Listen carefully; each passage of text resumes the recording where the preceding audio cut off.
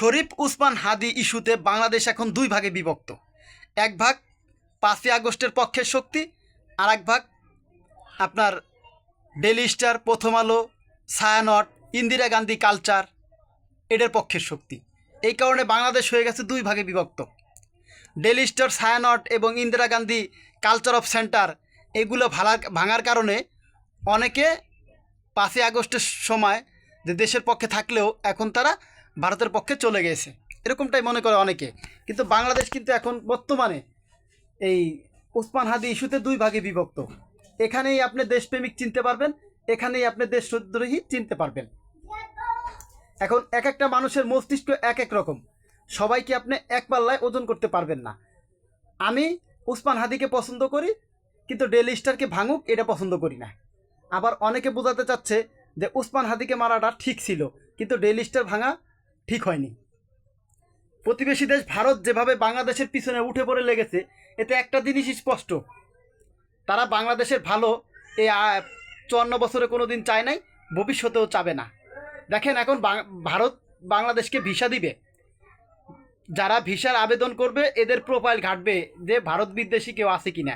যদি থাকে তাহলে তাকে আর ভিসা দিবে না। ভারতের স্পষ্ট বার্তা যে কাউকে ভিসা দিলে তার প্রোফাইল আগে ঘাটা হবে। মির্জা ফখরুল ইসলাম আলমগীর আজকে বিবৃতি দিয়েছে যে ছায়ানট, প্রথম আলো, daily star, Indira Gandhi culture যারা ভেঙেছে এরা মব সন্ত্রাস, তীব্র নিন্দা জানায় এবং ঘৃণা জানিয়েছেন মির্জা ফখরুল ইসলাম আলমগীর। এদিকে জামাত ইসলামের আমির ডাক্তার শফিকুর রহমান দেশবাসীকে শান্ত থাকতে বলেছেন। দেশবাসীকে বলছেন আপনারা শান্ত থাকেন, কোনো ধরনের উস্কানিতে পা দিবেন না, পরাদেশীয় শক্তি যেন এর ফায়দা না নিতে পারে। অনেকে আবার ফেসবুকে মজা করে কমেন্ট করেছে যে প্রথম আলোতে আগুন লাগছে, হয়তো বা সিগারেট খাইছে এই কারণে আগুন লাগতে পারে। এই ধরনেরও মজা অনেকেই নিচ্ছে। কিন্তু বাংলাদেশে আসলে অগ্নিসংযোগ ভাঙযোগ এটা কখনোই কাম্য না। কারণ প্রত্যেকটা প্রতিষ্ঠানে কেউ না কেউ কর্মরত থাকে, ওই প্রতিষ্ঠানটা ধ্বংস হয়ে গেলে ওইখানে যারা চাকরি করে তাদের রুটি রুজির জিনিসটা ভেঙে যায়। আমি ব্যক্তিগতভাবেও চাই না যে বাংলাদেশের কোনো জিনিস হামলা হোক, ভাঙা হোক, এটা আমি ব্যক্তিগতভাবে চাই না। তবে বাংলাদেশের বর্তমান যে পরিস্থিতি, এই পরিস্থিতিতে একটা জিনিসই বোঝা যাচ্ছে যে বাংলাদেশ এখন দুই ভাগে বিভক্ত, স্পষ্টভাবে বোঝা যাচ্ছে।